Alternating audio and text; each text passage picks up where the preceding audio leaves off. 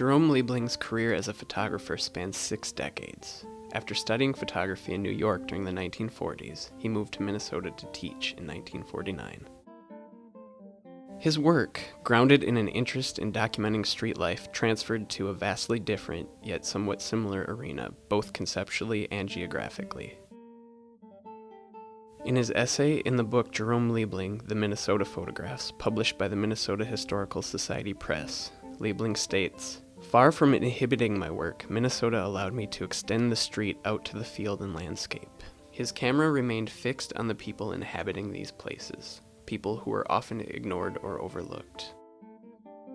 The worker, the farmer, the indigenous, the migrant, the young, and the struggling.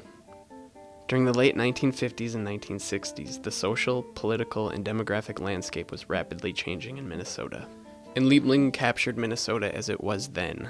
In this way, his photographs serve as records of the time and place in which they were created.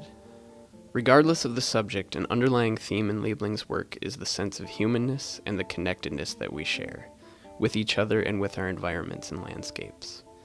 This theme is timeless, and in this way his pictures move beyond documentary snapshots to become something else. They're tender, visceral, sometimes painful, and always powerfully human.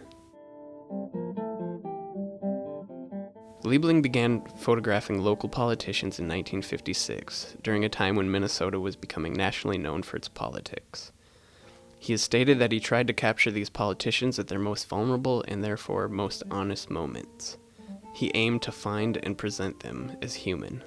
Recently, Jerome Liebling donated to the Minnesota Historical Society nearly 200 black and white photographs, the majority of which are documenting activities of the Minnesota Democratic Farmer Labor Party.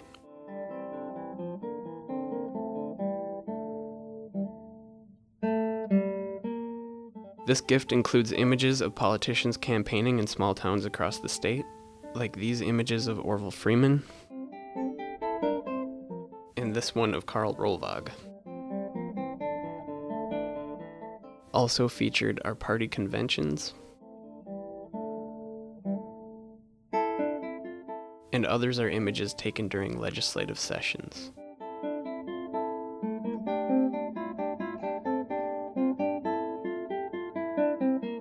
He also documented visits by former President Harry Truman and President John F. Kennedy. In addition to producing his own work, which documented the relationship between Minnesotans and their environments, Liebling was also influential as an educator, training countless artist photographers in the Fine Arts Department at the University of Minnesota. In this way, as did the politicians in his photographs, Liebling has left his own legacy in our state. This is Ben Gessner, Collections Assistant at the Minnesota Historical Society.